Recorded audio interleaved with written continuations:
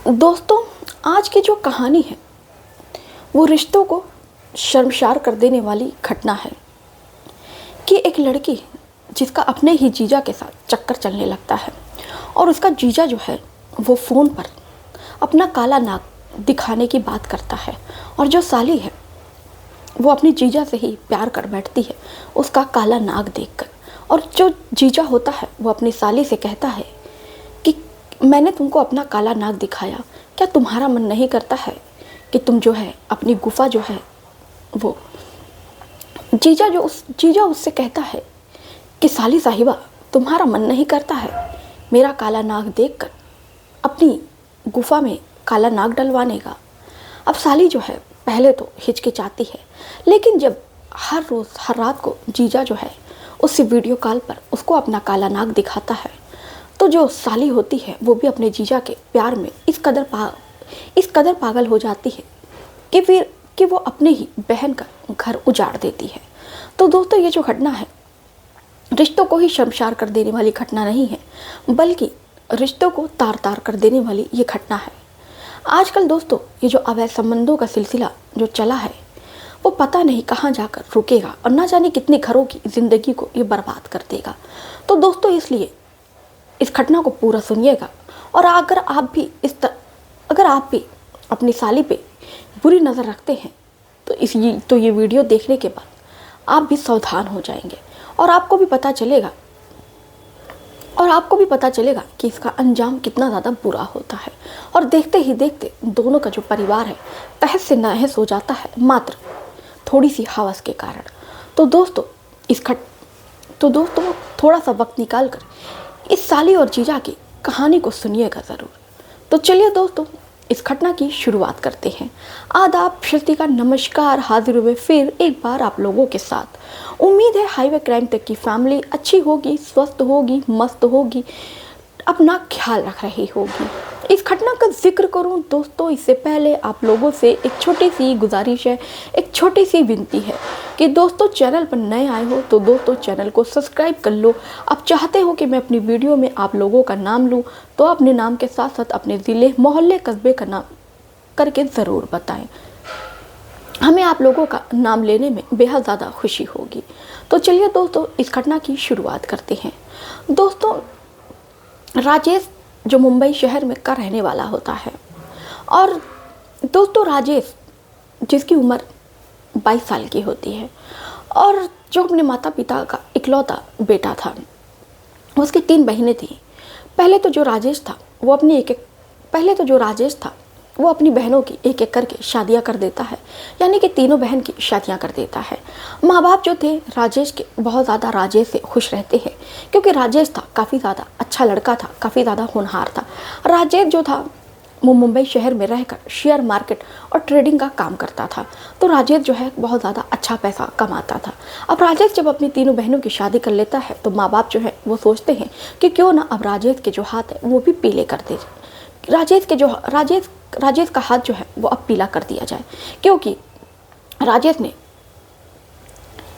अब जो राजेश के पिता होते हैं जिनका नाम राकेश होता है, अब राकेश अपने बेटे राजेश की शादी इधर उधर खोजने लगते हैं। ऐसे में ही उनको एक इलाहाबाद में एक गांव पड़ता है सहसों में उनको एक रिश्ता बहुत पसंद आता है। लड़की बहुत ज़्यादा देखने में खूबसूरत थी, काफ़ी ज़्यादा अच्छी लड़की थी, घरेलू लड़की थी। अब ऐसे में राजेश की शादी उस लड़की से तय हो जाती है और उसके बाद से 4 महीने के बाद से दोनों की शादी की तारीख तय होती है। दिसंबर सन 2017 में राजेश और उस लड़की की शादी होती है। लड़की का नाम दोस्तों अलका होता है, जिसकी उम्र 21 साल की होती है। अब राजेश अलका की शादी हो जाती है और राजेश जो है फिर और पति पत्नी का जो जीवन है शादी के बाद काफ़ी ज़्यादा अच्छे से गुजर रहा था। दोनों बहुत ज़्यादा एक दूसरे से खुश थे। राजेश जो था थोड़ा सा मजाकिया टाइप का इंसान था, तो अपनी पत्नी को वो हमेशा हंसाया करता।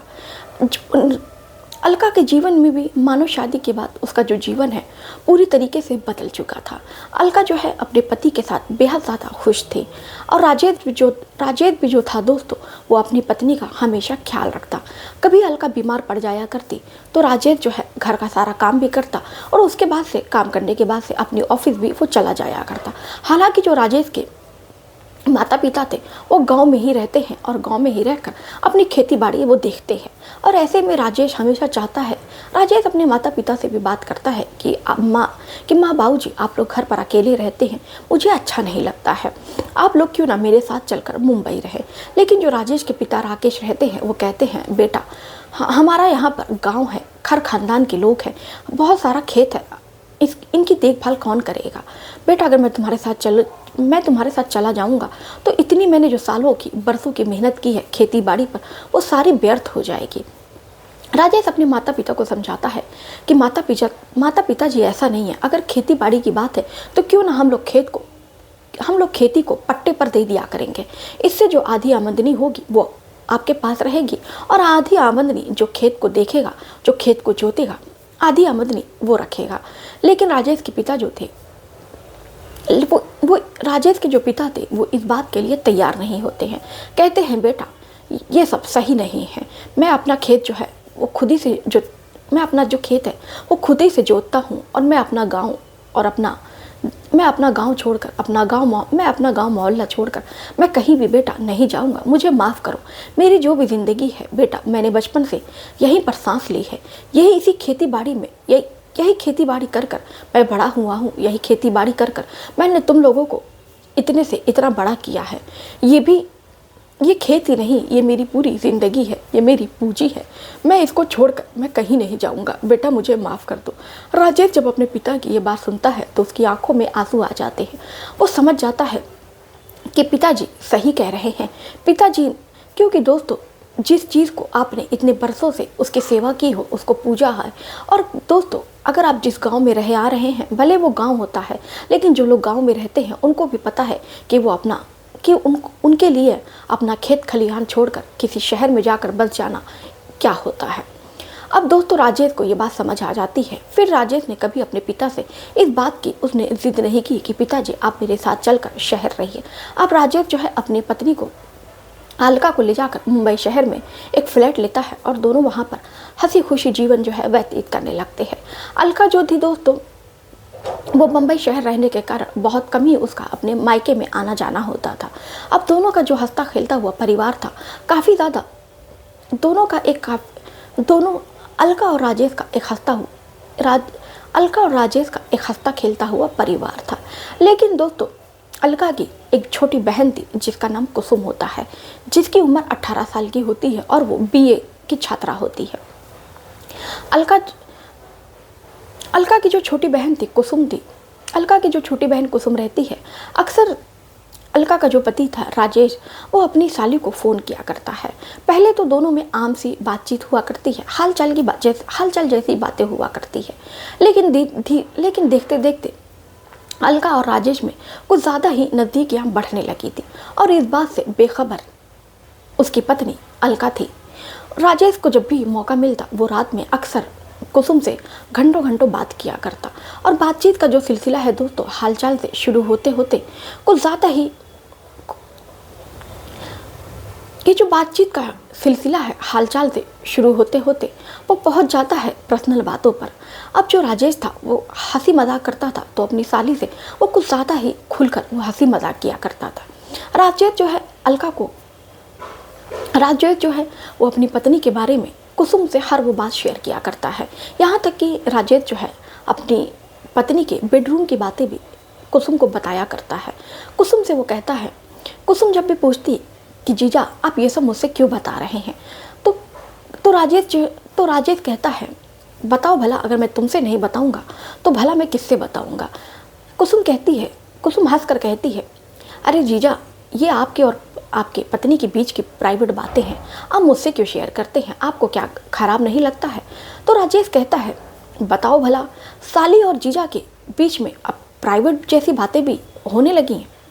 अब जीजा और साली अब राजेश कहता है, मैंने तो सुना है कि साली जो होती है वो आधी घरवाली होती है, तो इसलिए मैं तुम्हें आधी घरवाली समझकर तुमको सारी जो बात है वो बता देता हूँ। अच्छा एक बात बताओ कुसुम, क्या तुमको ये बातें सुनकर तुम्हारे मन में गुदगुदी नहीं होती है? तुम्हें अच्छा नहीं लगता है? क्या तुम्हारा मन नहीं करता है कि तुम्हारा भी पति हो, तुम भी अपने पति के साथ ऐसा करो जैसा मैं कुसुम के साथ करता हूँ? तुम्हारी जो बहन है वो तो मेरा काला नाग देखकर मुझ पे बहुत ज़्यादा, तुम्हारी जो बहन है उसे तो मेरा काला नाग बहुत ज़्यादा पसंद है। तुम्हारी जो बहन है वो अक्सर कई घंटे तक मेरे काले नाग की पूजा किया करती है। अब कुसुम जो है पहले तो ये सब बातें सुनकर शर्मा जाया करती है। उसके बाद से कुसुम कहती है कि जीजा जी मुझे कुछ काम है, मैं जा रही हूँ कुछ काम करने, आपसे बाद में बात करूँगी। जीजा समझ जाता है कि कुसुम जो है वो शर्मा रही है। जीजा उससे कहता है कि ठीक है, चलो देखेंगे जब तुम्हारे साथ भी होगा और तुम्हारा पति जो है वो तुमको अपना काला नाग दिखाएगा तो क्या तब भी तुम ऐसे ही शर्माओगी? अब जो कुसुम थी वो शर्मा के फ़ोन काट देती है। और उसके बाद से दोस्तों जीजा और साली दोस्तों यहीं से एक अवैध संबंधों की कहानी जो है शुरू होती है। अब जीजा जो है हर रात अपनी साली को फ़ोन किया करता है और साली भी कहीं ना कहीं उससे बेकाबू थी अपने जीजा से इतनी गंदी बातें करने के लिए, क्योंकि कहीं ना कहीं जो कुसुम थी अपने जीजा से इस तरह की बातें करती तो उसको पानी निकल आता। अब दोस्तों कुसुम जो थी वो अपने जीजा से इस तरह की बात करने के लिए उतावली हुए जा रहे। कुसुम जो थी वो भी अपने जीजा से ऐसी बातें करने के लिए कहीं ना कहीं वो भी मरे जा रही थी, उतावली हुए जा रही थी। इसीलिए तो हर रात जब भी उसके जीजा का फ़ोन आता कुसुम जो है बड़े एक्साइटमेंट में अपने जीजा से घंटों बात किया करती। घंटों बात करने पर दोनों में वीडियो कॉल भी होने लगती है। एक दिन कुसुम का जीजा जो था वो वीडियो कॉल पे कुसुम को अपना काला नाग दिखाता है और उसके बाद से कहता है कि कुसुम मेरा काला नाग देखकर तुमको कैसा लगता है? क्या तुम्हारा मन नहीं करता है कि तुम उसकी पूजा करो अपनी बहन की तरह? तो कुसुम जो है वह कहती है कि ये देखने के बाद तो भला कौन लड़की होगी जिसका मन नहीं करेगा काले नाग की पूजा करने का। अब उसके बाद से दोस्तों बातचीत का जो सिलसिला है धीरे धीरे आगे बढ़ता है और उसके बाद से इधर जो राजेश था वो भी उतावला होता है गाँव आने के लिए। अब राजेश एक दिन कुसुम से कहता है कि कुसुम एक बात बताओ, अगर तुम्हारा भी मन करता है मेरे काले नाग का दर्शन करने का, मेरे काले नाग की पूजा करने का, अगर